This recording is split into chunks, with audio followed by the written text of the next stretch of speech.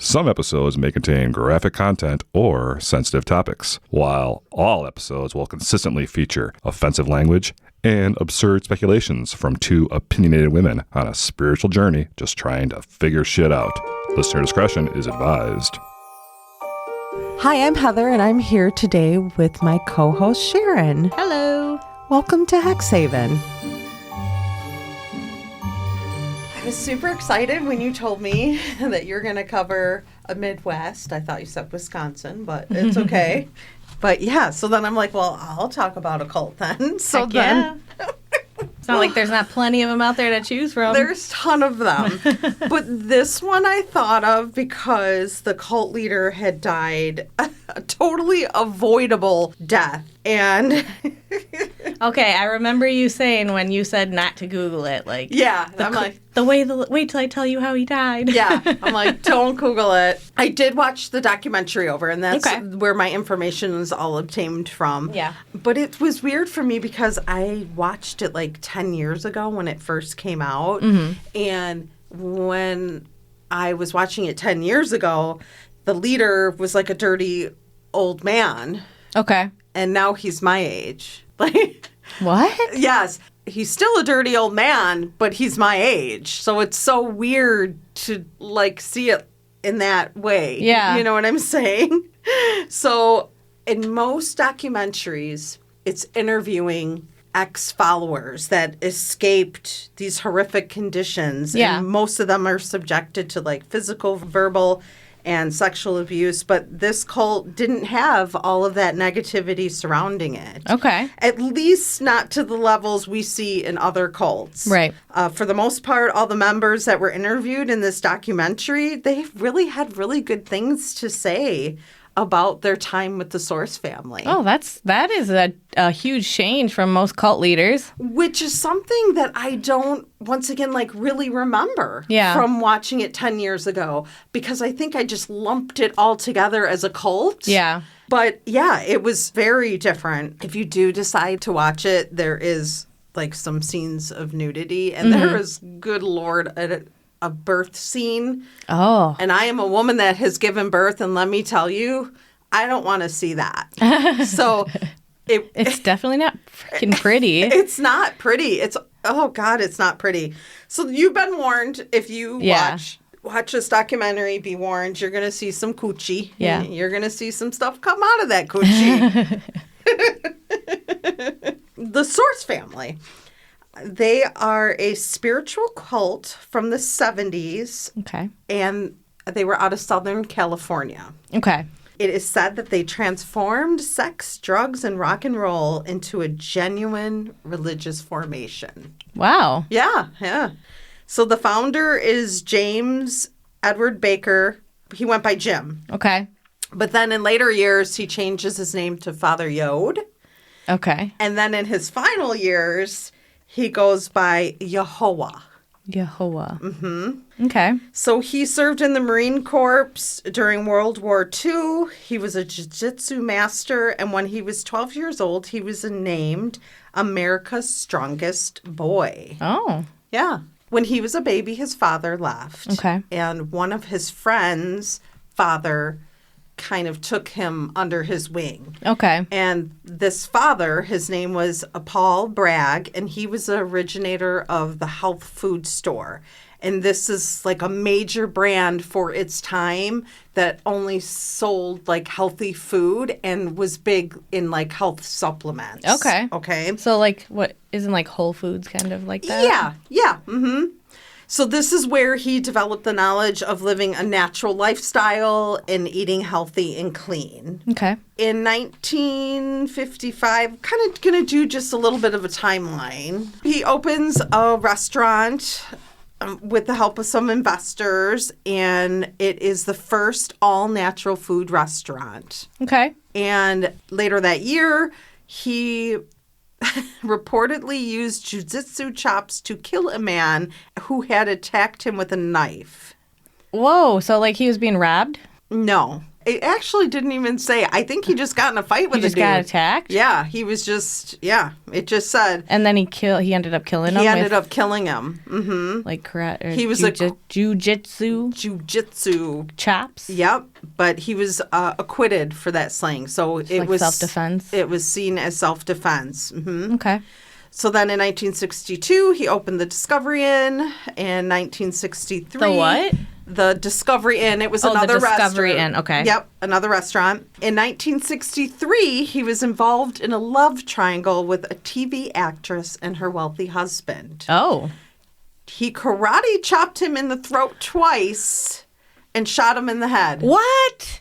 Yeah. No. Yes. And he went to jail. Well, that wasn't self-defense. No, it wasn't. But I do not ever see anything about how long he was in jail, if he served like a sentence. Like, it's not talked about in the documentary, so I Google searched it. And I couldn't see that he was ever sentenced for that or served hard time for that either. Maybe he was acquitted, or maybe they brushed it under the rug. Maybe they just, because I don't know, maybe they took the actress's word and who knows. Wow. Yeah.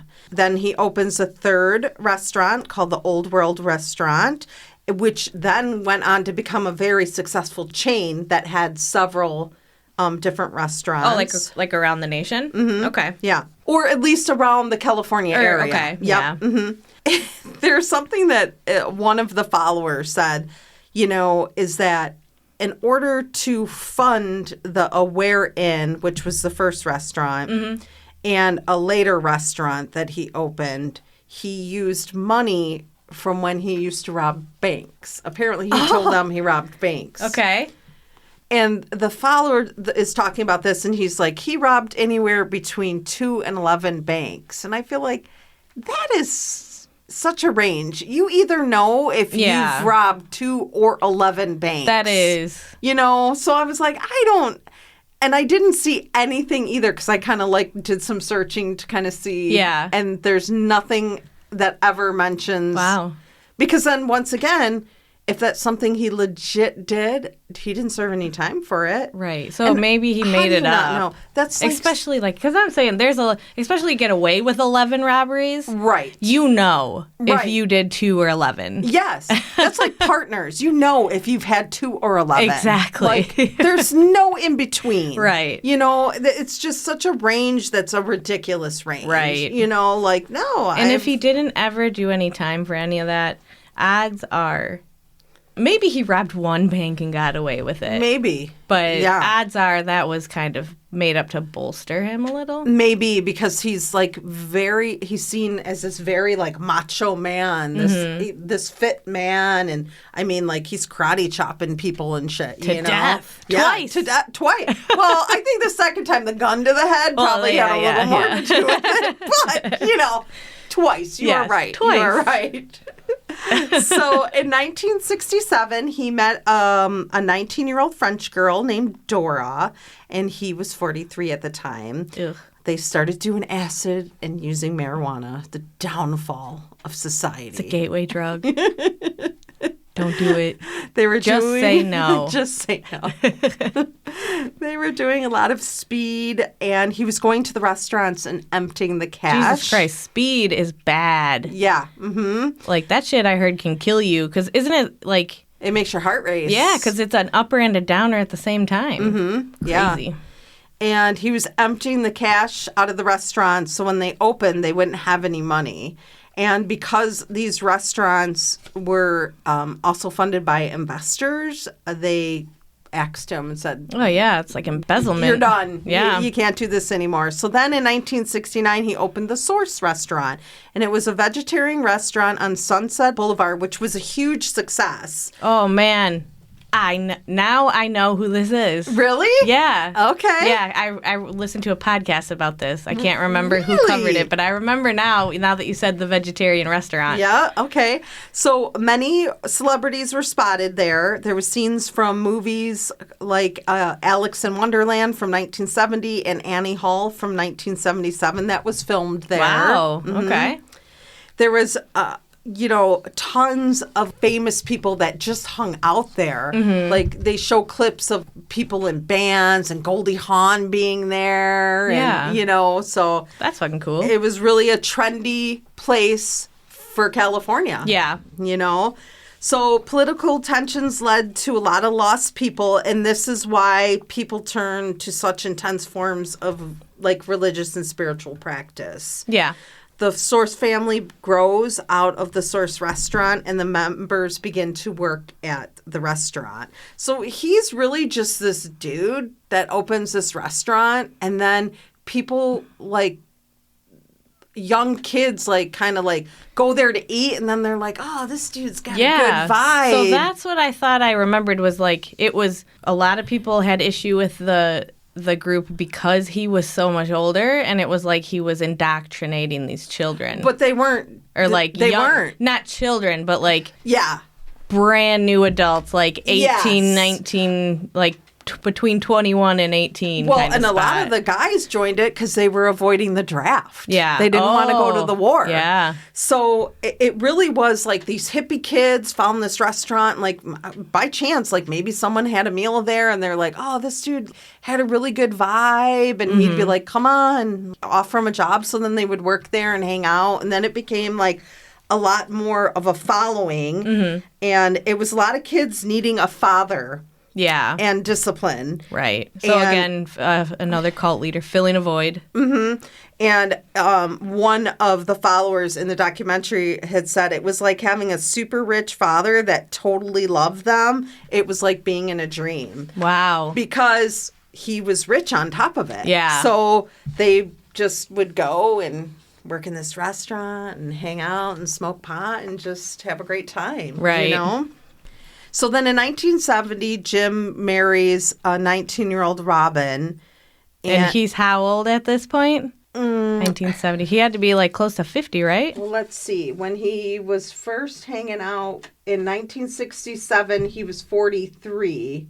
So he's about 46. Okay. So not that old yet. But Yeah, but it's a lot older I'm than older 19. Than 46. It's old. That's I know, a lot I different than wouldn't- 19. I would not date a 19-year-old either. I mean, fuck it. Maybe I should. You might have more fun. Yeah, I would. Okay, that's a whole nother conversation. Stay focused. Stay Okay. focused. Okay, so in 1970, Jim marries 19-year-old Robin, who the cult sees her as mother. So they refer to her as Mother Aom. Aom. Okay. And she is in the documentary as well. And she says that she never experienced love in her life like that. And he saved her life by changing her diet. She was sick, and he made her like eat healthy and take vitamins and do meditation. And she got better. Wow. Okay, that's kind of cool. And all of these young people in this cult are doing the same. So they're Right. like, this is great. Like, Right. this is such a great, life. So he meets Yogi Bhaswan and has an awakening spiritually. Robin and he pick the best traits of all the religions and philosophies and create a foundation for his spiritual family. Okay. So at this point, he's just really like a restaurant owner that has all these cool hippie kids that think he's like just awesome. Right. So then him and his wife are like, well, let's just Start a religion. start a religion. Yeah. These kids all seem to follow you. And so then their like book, I guess, or their creed, you would say, Yeah. was the 10 Commandments of the Age of Aquarius is what it was called. Mm-hmm. Man, I'm not gonna lie. This cult probably would have roped me in. I know. And I'm an Aquarius, so Right? Oh. I would have been like, it's meant to be. Done deal. Yeah. Over for me. Yep. People in the documentary, they talk about touching him and like having outer body experiences when they touch him. Like just anywhere, not like sexually. inappropriate. Okay. No, like Just he touching his holds body or their something. hand. Yeah, okay. Or they put their hand on, or he puts their hand on the shoulder, vice versa. Mm-hmm. They have out of body experiences. Nothing inappropriate at this Wow. point. Yeah. Mm-hmm. So then he starts holding meditation sessions at the restaurant, And these are like now open to the public. Like, come on down. Right. Like, we'll feed you with really good food, and then we'll have meditation sessions. Okay. So the main law of their 10 commandments of the age of Aquarius is you can do anything you want to do in life as long as you're kind.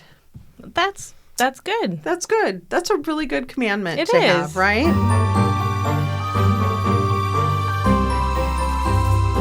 After they, decide to start this religion, he becomes Father Yod. So then people start calling him, now he's no longer Jim Baker, he's Father Yod. So in 1972, Father Yod decides to move everyone to a house in Los Angeles that they call the Mother House. They've grown so much like that people are like camping out, and the restaurant has like an upstairs where like he kind of had his office, but now there's like a bunch of like kids up there. Yeah. There's kids that like, their vans and cars are parked on the streets and they're living in them. So he's like, okay, if this is like a thing, I got to get you guys in a house. Right. So once again, he's using his money to, make sure that they're taken care of. Providing them shelter. In that era, it was common to not have close relationships with your father. Okay.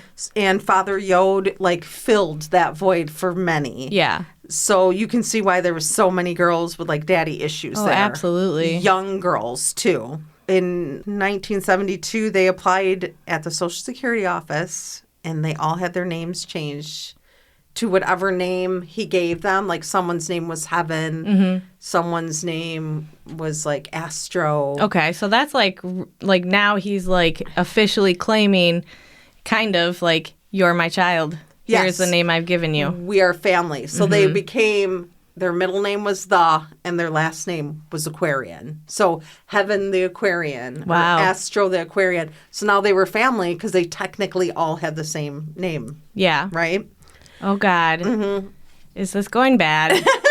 Because I want to say, that's one way to sign over all of your belongings to a cult leader. 100%. I have it noted here. This would be a typical antic of a cult. Yeah. Is you changing your identity to match what they want you to identify as, right? That's a main thing that a cult does. Yeah. But that wasn't really the case here. Okay. It just, they were all part of the family. I'm glad. Because I'm that's I know, I see your concern over there. Young adults, I just think about what I was going through at 19, I didn't know what the fuck I was doing. Well, and that's, you got to think this is a time where there was war. Yeah. There was boys that were being required to go battle a war that didn't want to be drafted. Right. There was so many kids looking for direction, and this is exactly why this era, there's so many cults that came from this era because it makes sense.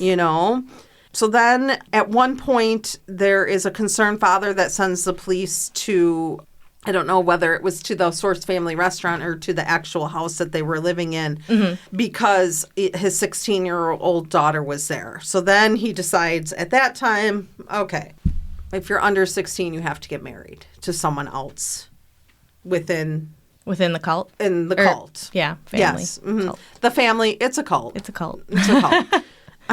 This one's a little nicer than most of them that we see. So, and then, they really just, this is probably not appropriate to be marrying off 16-year-olds. For sure. But they married who they wanted to marry. Oh, you liked this guy? Because I definitely expected you to say, you're now going to marry him. Nope. And you're now going to marry her. No, that doesn't happen yet. Oh. Yeah. Okay. Oh, shit. I know. I don't want to be the person that disappoints you. Okay.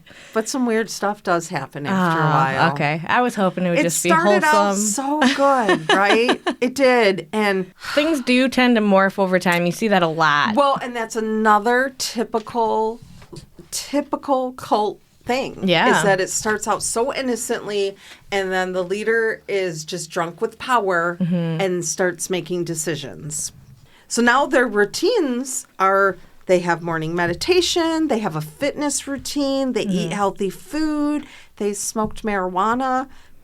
The rule for that, though, is that you could have 1 6-second inhalation. 1 6-second inhalation. Yeah, that was like part of their commandment because it wasn't pot. It was considered a sacred herb. Right. And I want to say I heard that it was forced, right? Like you couldn't not smoke pot. Oh, I don't know. They didn't say anything about that in the documentary. Okay. No one was like, yeah, and then they held us down and blew smoke in our face. But I want to say that and this could be completely false, but I want to say I heard that you had to smoke the pot because that was the beginning of the meditation ritual. Oh, maybe. Yeah. It could be. And maybe that's why he, had it to such a precise 6 second because maybe people were like, they didn't want to be like super stoned or something, like out of their mind, but just gave them a little enough. high. A little high. Yeah. A little enlightenment, So in 1972, a follower gave birth of a baby. This is the gross scene. Oh, man. Yeah. And unfortunately, the cord was wrapped around the neck of the baby. Oh. Father Yod declared, and this is all, like, there's a girl that's part of the Source family that is, like, records everything. That's her job. That's her role. Okay. She takes the pictures. She makes the movies. Like, she records everything. So, this chick is giving birth to a baby in the middle of a fucking room with like 50 people around her. No. And I'm like, I could never. How fucking awful. And she's just there, spread eagle, naked, like in pain. And he's nice. He's comforting her. Her partner's comforting her. And yeah, but that's like a real vulnerable position. But then there's you pan around and I can't imagine giving birth and having everybody I know in the fucking room. Well, and even sure, they consider themselves they consider everybody family, but I wouldn't invite my whole family into the birthing room. No. Hell no. That's insane. I didn't even want as many doctors and nurses in there that were in there. It's just a really vulnerable place to be, I remember when I was giving birth to my daughter, my doctor had interns and she came in and she's like, oh, Heather, and she had like a foreign accent. And she's like, oh, Heather, do you mind if I bring in some people, my students? And I'm like, oh, okay. I just thought like a couple, 8 kids walked in after her. And they're all looking in my vagina. Oh, and I'm like, what the fuck? Yeah, I would have expected 2 max. Yeah, I thought2 kids. You're bringing a whole ass classroom in here. She was a really great gynecologist. This is not a medical college. Loved her. I did not judge her for that. I really liked her. She was a really good doctor. Yeah. But I was like, damn it. Yeah. Here we are. Yeah. Hi, nice to meet you. Hi. Yeah. So Father Yod declared that if God gave this baby life, he would do nothing but preach God's word moving forward, and the baby lived. Oh. So the followers believed truly this was a miracle. So he brought the baby back to life because it was strangled with the cord around its neck at first, right? Yeah. Okay.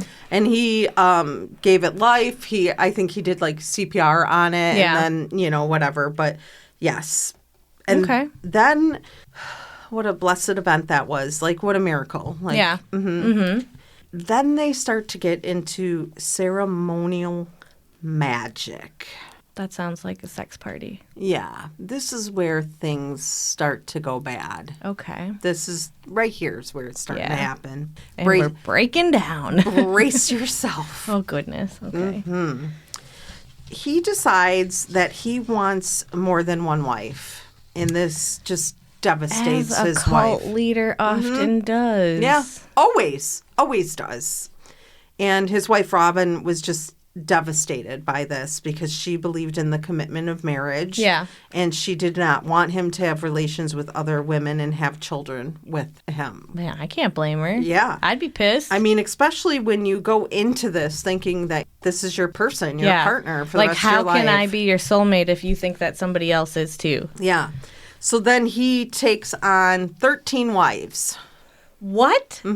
13. From 1 to 13? Yeah. Yes. And, it's awful because they're interviewing her and then they're talking to, the other women. And the other women, a lot of them, I mean, of course, now it's years later, but they're reflecting, looking back, and they're like, I realize how awful that must have been for his wife to see us all. You know, and I'm like, good, you fucking heathens. Like, how horrible. Yeah, like, that's sad. And she was still a member of the family. And just had to watch all this happen with her husband. Oh, gosh. So, but she said that, you know, at this point she's really upset, and she said, well, she tells some telling things about him. Okay. And she says, you know, that's his MO. He leaves a person when they have served his purpose. Oh. He had a wife and child in Ohio that he walked out on. He was then married again and had 3 children that he left. And he treated Robin like she was a queen of heaven and earth. And in an afternoon, he stripped her from that. Yeah. Like, oh my gosh, dude. Yeah, so he abandoned all of his real children so that he could go and create his ideal family. Yes. And here's where followers start to lose respect for him, because now he's like engaging in sex with underage girls. Yeah. Okay. There it is. So, yep. So now here it is. People threatened to leave, and some did leave because that's not what they signed up for. Yeah. And they weren't allowed to take medicine. So one of the followers' last straws was his son having an ear infection. He wasn't allowed to get it treated. So he's like, I'm out of here. Yeah. Like, you know, a couple years after the Manson murders, you know, the Manson murders. Yeah. So those happened in that wealthy neighborhood of the Hollywood Hills. Oh, yeah, that's nearby, huh? And that's where they live. So now all the neighbors are like putting pressure because they're renting this house. Yeah. They're putting pressure on the owner to be like, get these the fuck fucking people out of here. Like, Yeah. we don't want them here, you know? So then the owner sold the house to someone else. So the Source family had to relocate. Okay.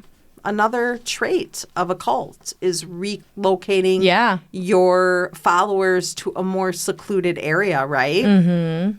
In 1973, they move into, because the first house was called the Mother House. Okay. Right? And now this one's called the Father House. How things have changed. Oh, right? yeah. Mm-hmm.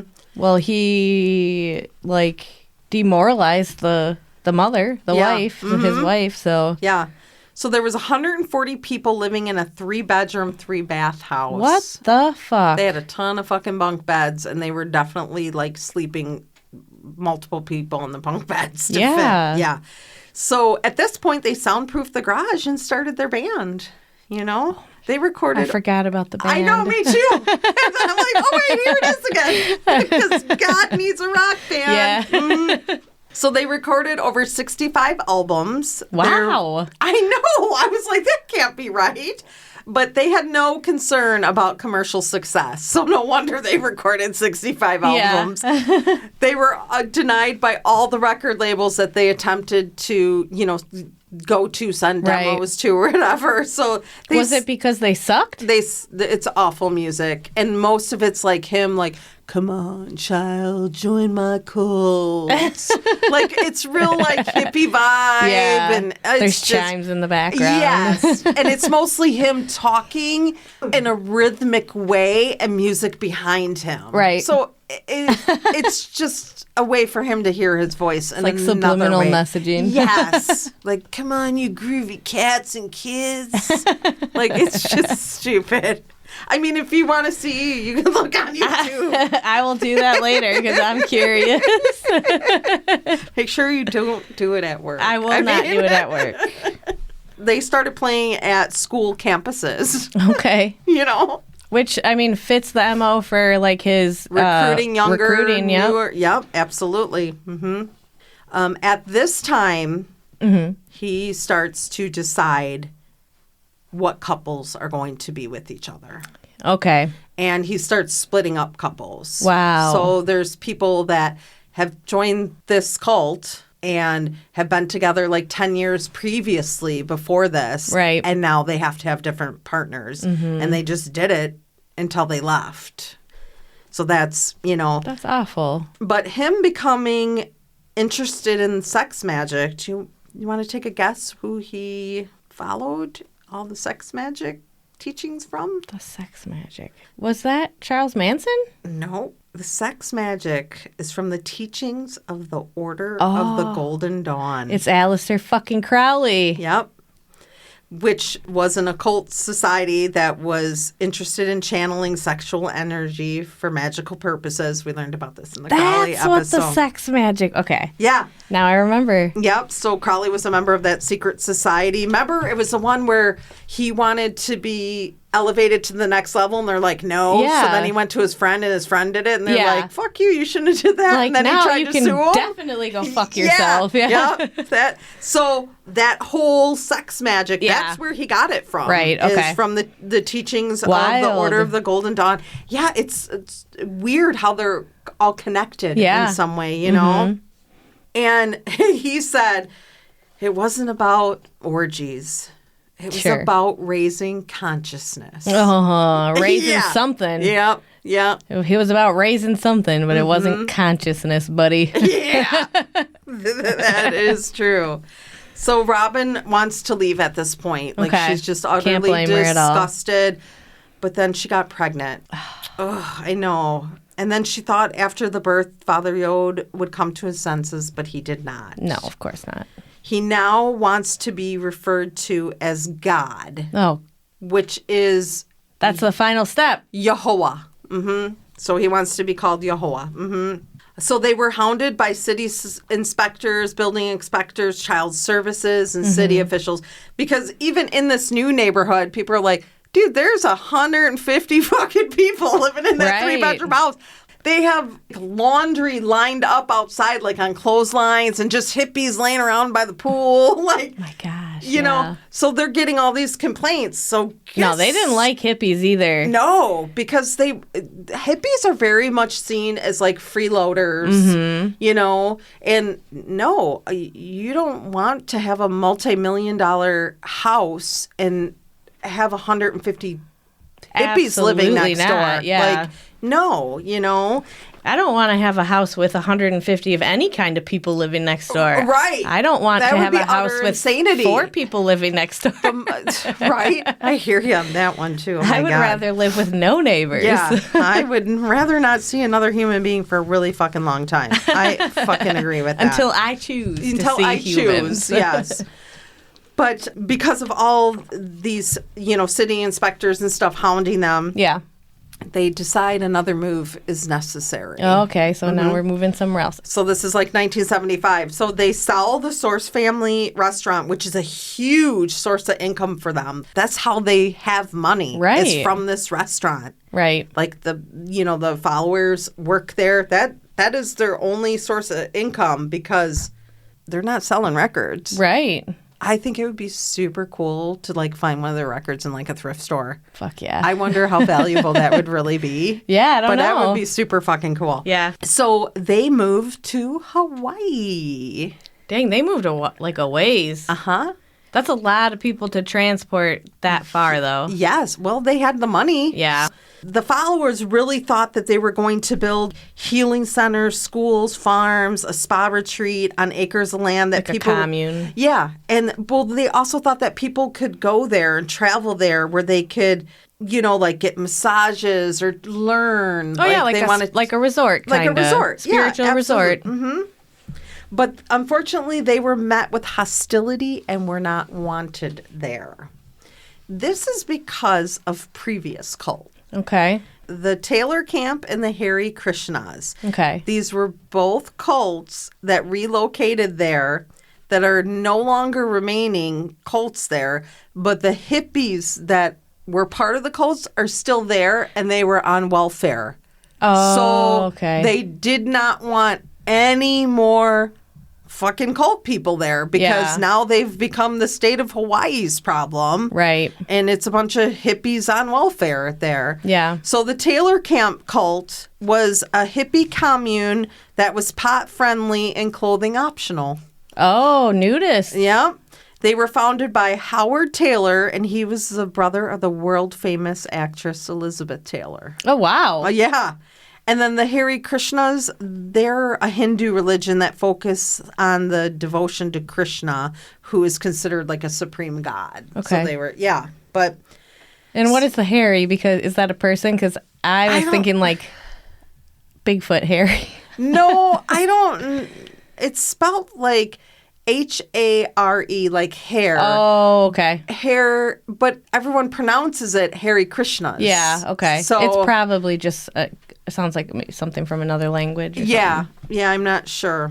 Locals start shooting at their house. Dang, yeah. shooting at the house. Yeah. So they felt like they had to defend themselves, and this like made a lot of them like anxious simply because they had been avoiding the Vietnam draft. Right. And now they're in Like they came there to battle. avoid violence. Yeah. And now they have to fire rifles back at people, and they don't even know how to handle and load a rifle. Like, it was super scary for them. Yeah. But by 1975, Yehovah was tired. Meditation became very intense, and he proclaimed that he taught them everything, and there was nothing left to teach them.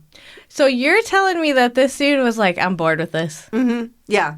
Yeah, and he would meditate for days and hours on end, and he finally said, there's nothing else. I've taught you everything. Yep. He said, you are responsible for your own evolution. Wow. So in 1975, August 25th, he decides he wants to go hang gliding. Is that how he died? He fucking died hang gliding? Yeah. No fucking way. Yeah. Isn't it the most ridiculous way for a cult leader to die? Oh my You gosh. weren't shot down in like a blaze of glory or... Did he die on purpose? No. So he decides he wants to go hang gliding with no prior experience. Right, which is what makes me wonder if this was like a weird suicide. So there's a part in the movie or the documentary where they say something about as they're leaving, a car was coming and they were leaving, or something happened where they stopped, rolled down the windows, and he said something to them. He said, I'm not even going to try to pronounce it, but he said something in maybe Spanish, and it means, we who are about to die salute you. Okay, so yeah. So maybe for him, I mean, really, his time was up. So the wind was powerful that day. I don't want to laugh because someone died, but it's stupid. It's he was kind of a fucking tool anyway. Well, at this point, he's a the huge world didn't fucking lose turd anything whistle. with him going, clearly. Yeah, he's a huge turd at this point. But it's so odd to see because they had someone that recorded so much of their things. So it's recording them like up at the mountain, and like his like main squeeze now is telling him like, maybe you shouldn't do this. Oh, they all went with him? Oh, they all went to the top of the cliff with him to help him get on this hang glider and like push him off the cliff. Okay, that was a suicide. That was a suicide. That was an assisted suicide. I mean, I feel like you're right. Wow. But, you know, they were real optimistic because the wind was powerful that day. I'm so sorry. Okay. The wind was powerful that day. And it stopped when he plunged off the cliff. No more wind. So he crashed. His back was broken. He had told followers to transmute the pain, which means to convert his pain into something positive like wisdom or compassion. I had to look that up because they're like, Father, what should we do for you? Yehovah, what should we do? Yeah. And he's like, transmute my pain, man. And I was like, what the fuck? So I had to look it up. And that's what it's saying. And so what they do, like form a prayer circle? I mean, it was kind of like, what the fuck? So he said it was God's last lesson for him. And he couldn't go to the hospital after he had forced so many to not seek medical attention. So his main girl is like, what do I do for you? Because we can't go to the hospital. That would go against everything that you said. And he's like, there's nothing to do. Just let it go. And she's like, just let me die. Like, this sucks, you know?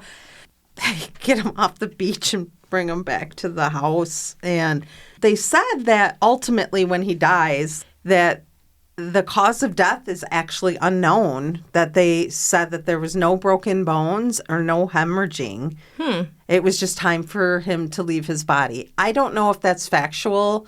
It was some hippie chick that said it, and she seemed real fucking high when she said it. If you went to the hospital, they probably would have been like, oh, no, he literally had a brain aneurysm. Like, and you know what I'm saying? I don't know at that time, like, would they have... I mean, if 100 people are like, oh, he was hang gliding and he crashed, are they going to really do, like, an autopsy? I don't know. I don't think so. Are they really going to run through the x-rays to see their... I mean, cause of death? I mean, maybe... Hang gliding accident. Maybe... I guess I don't know enough about, like, the medical field back in the 50s. Or, no, we're in the 70s, right? We're in the 70s, yeah. But I feel like they would have to determine cause of death if he had gone to a hospital and died.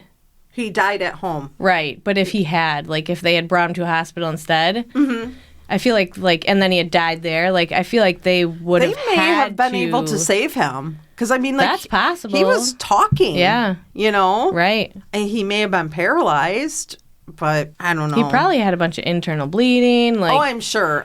There's no way you crash. No, man. Like that. Nothing is wrong with you. Yeah. So... The newspaper published an article about Yehoah and how the family had left his body for 3 days. So when he died, they left him and, like, put flowers over him and covered him. Yeah. Because what they were taught to believe, his soul needed time to leave his body. Right. And stuff. So they were just doing, you know, whatever. Mm-hmm. And then when they had thought that it had moved on, then they notified coroner, the police, or whatever. Medical examiner.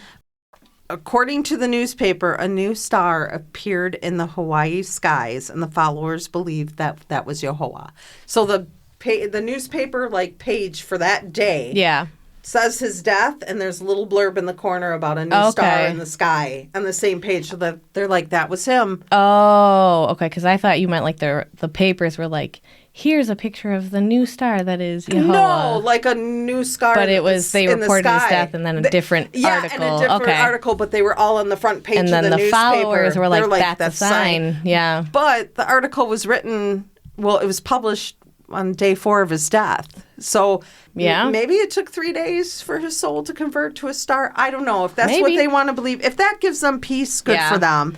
But so then after this, most of the family, like, kind of goes their separate ways. Mm-hmm. And the people that once loved and admired them now looked at them like fools. Yeah. And they were no longer the wide-eyed hippies, you know. Yeah. So then his new main squeeze, which, man...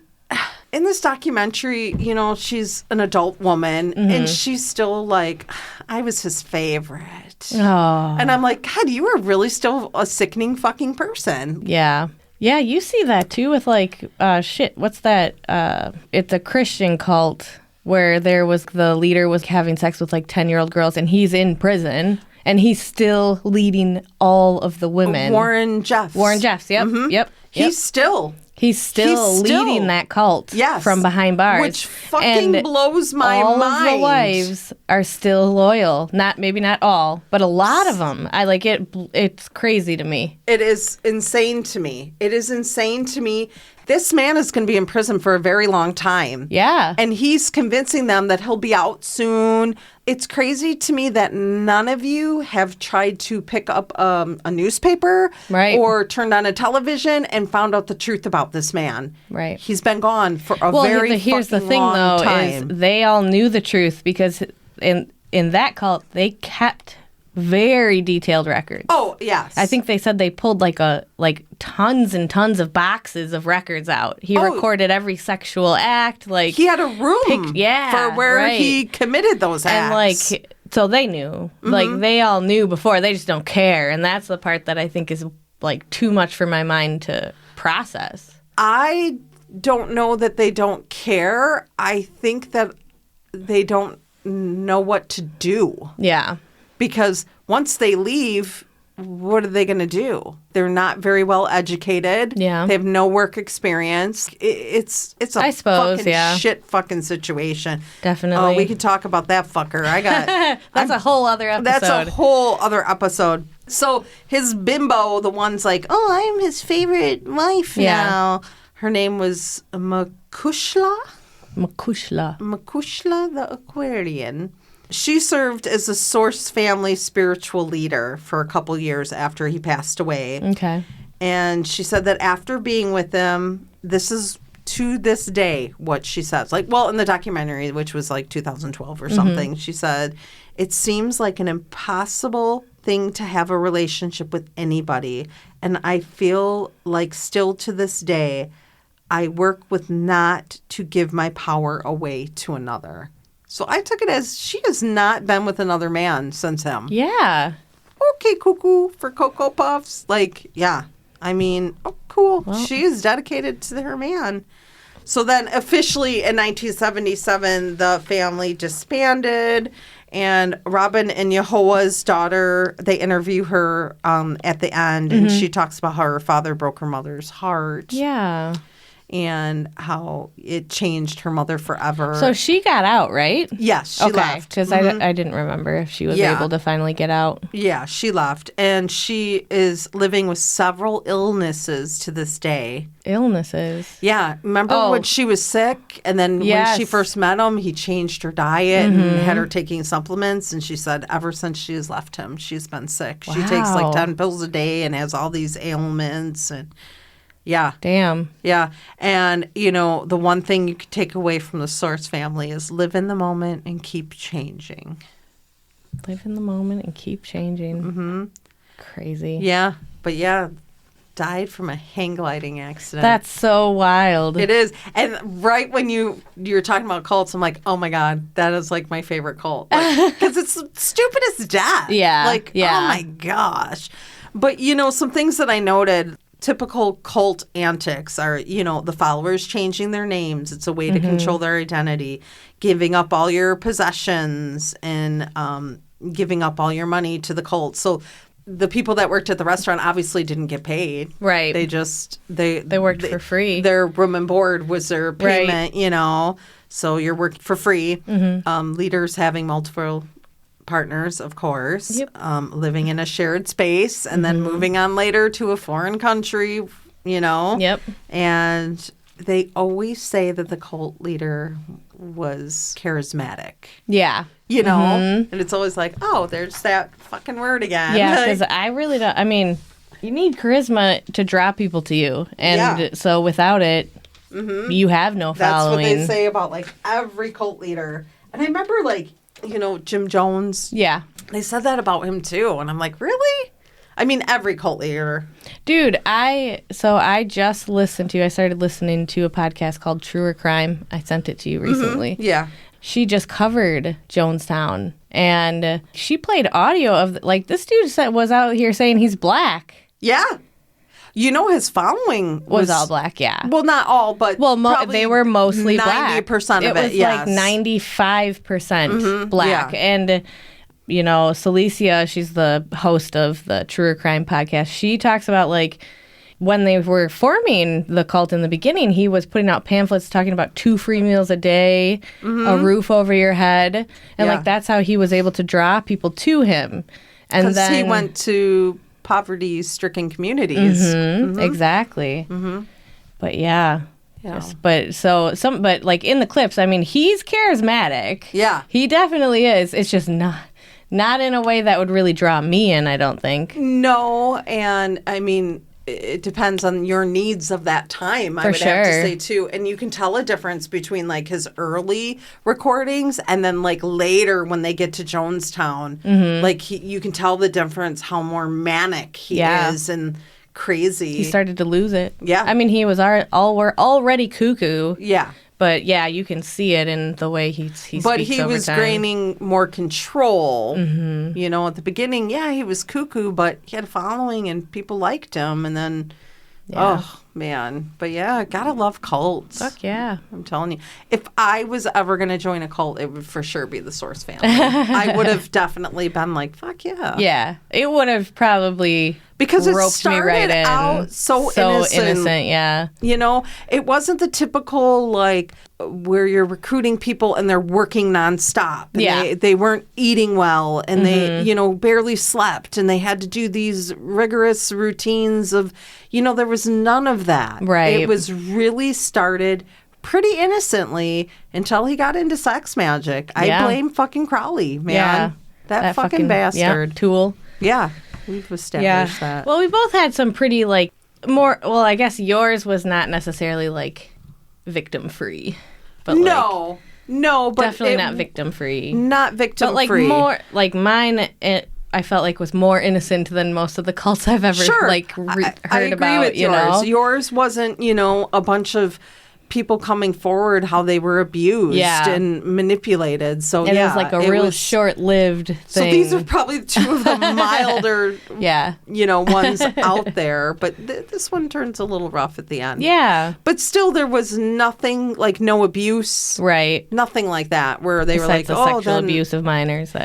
That's one thing. Okay. But. Yes, there was that. But no physical abuse. But there was no physical abuse. There was no like starvation. There was no, like he wanted people to be healthy and live fulfilling lives. Mm-hmm. Sounded like. Yeah. And then he just fucking got bored. Dude, I think he just. It's typical of him because he abandoned all his other fucking families. Yeah, and that's what he just stayed with this one a little longer. And I think from my understanding, they didn't ever legally get divorced. Yeah. So she became his widow. Like if he did remarry, I don't think it was in an official capacity. Right. It was, maybe officiated by the drummer of their band or something. But right.